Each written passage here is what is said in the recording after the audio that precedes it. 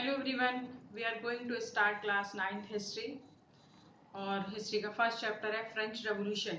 इसका हमने एक वीडियो कर लिया है। तो आज हम पढ़ने वाले हैं French society during the late 18th century.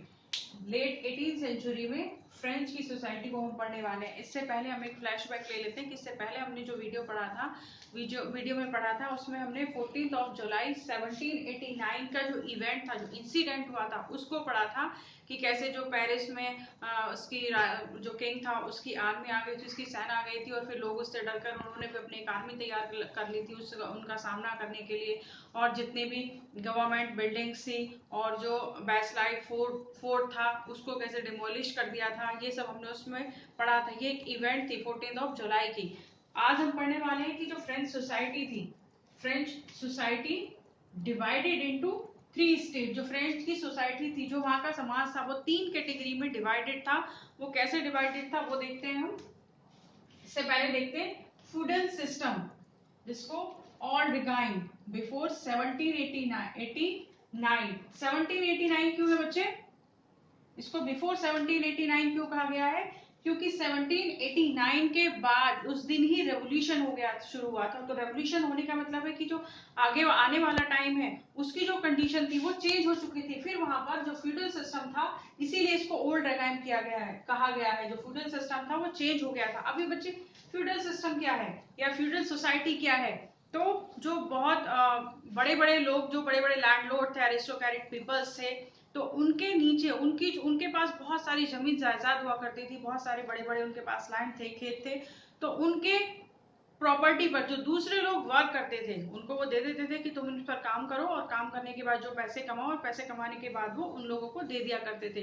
तो वो था फ्यूडल सिस्टम कि जो बहुत बड़े एरिस्टोक्रेट लैंडलॉर्ड थे वो बाकी लोगों से अपने लैंड पर वर्क कराया करते थे। तो हम पढ़ रहे बच्चे फ्रेंच सोसाइटी को। तो French society was divided into 3 part. 3 state में थी वो। फर्स्ट स्टेट, सेकेंड स्टेट और थर्ड स्टेट। 3 स्टेट में जितने भी वहां की पॉपुलेशन थी, जितने भी लोग थे फ्रांस के, तो वो 3 कैटेगरी में थे। अब जो फर्स्ट स्टेट है, फर्स्ट स्टेट में कौन थे बच्चे? वहां पर थे क्लर्गी और चर्च फादर। अभी क्लर्गी और चर्च फादर जो चर्च से रिलेटेड लोग थे, जो चर्च की एक्टिविटी में इन्वॉल्व थे, या जो पोप वगैरह थे वो। उसके बाद है सेकेंड स्टेट। सेकेंड स्टेट में कौन थे बच्चे?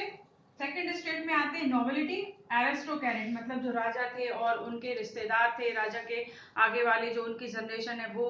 तो ये सब लोग किस में आते थे? सेकेंड स्टेट में। बाकी बचता था थर्ड स्टेट। थर्ड स्टेट बाकी के जितने लोग बचे वो सब आते थे थर्ड स्टेट में। जो भी पीजन थे, labour, merchant, lawyers, businessman, craftsman और लैंडलेस लेबर्स, ये सब किस में आते थे? ये आते थे थर्ड स्टेट में।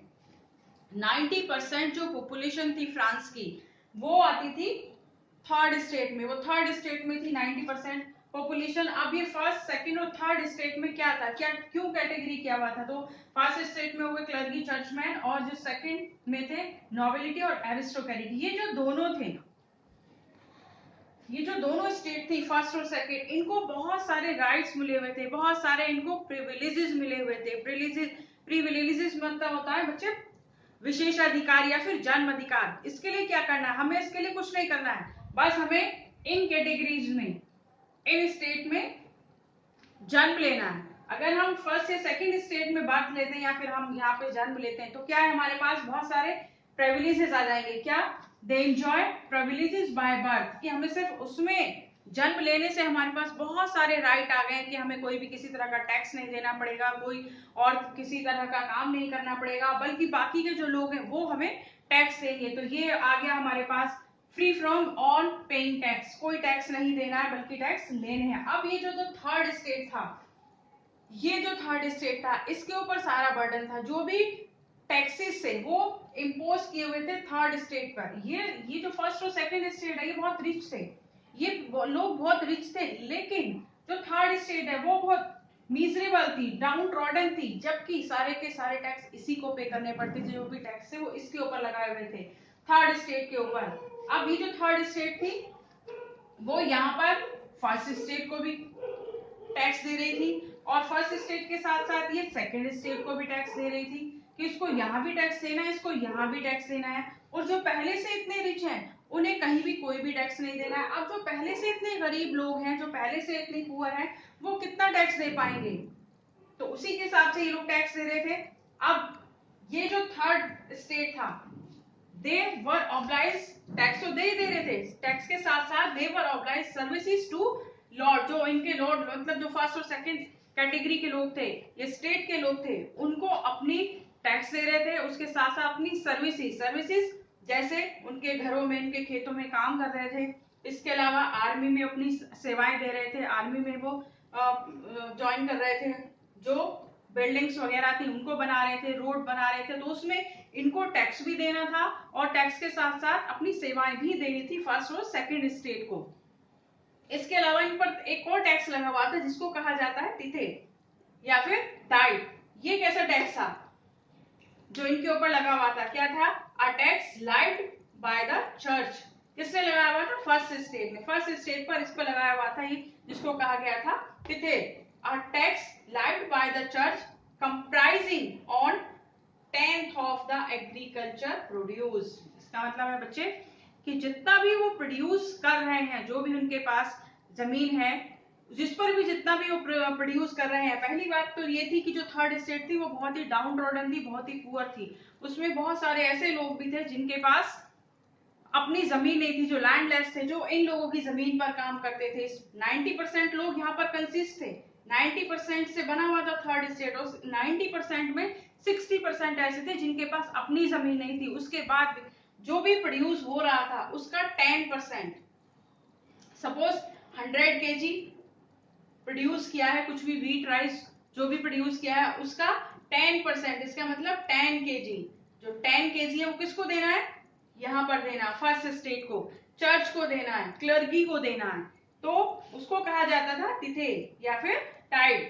अब सेकंड एक और है जिसको कहा गया टैलेंट या टाइड, a tax to be paid directly to the state, जो उसको गवर्नमेंट को देना है, मतलब जो राजा है, जो फ्यूडल सिस्टम चला रहा है, उसको भी पे करना है, चर्च को भी देना है और राजा को भी पे करना है। तो हमने इसमें इस वीडियो में क्या देखा बच्चे कि जो पूरा का पूरा फ्रांस था, पूरी की पूरी फ्रांस की जो सोसाइटी थी, समाज था, वो 3 कैटेगरी में डिवाइडेड था, जिसमें फर्स्ट और सेकंड कैटेगरी को बहुत सारे राइट्स मिले हुए थे, बहुत सारे प्रिविलेजेस मिले हुए थे, किसी तरह का टैक्स उन्हें नहीं देना पड़ रहा था।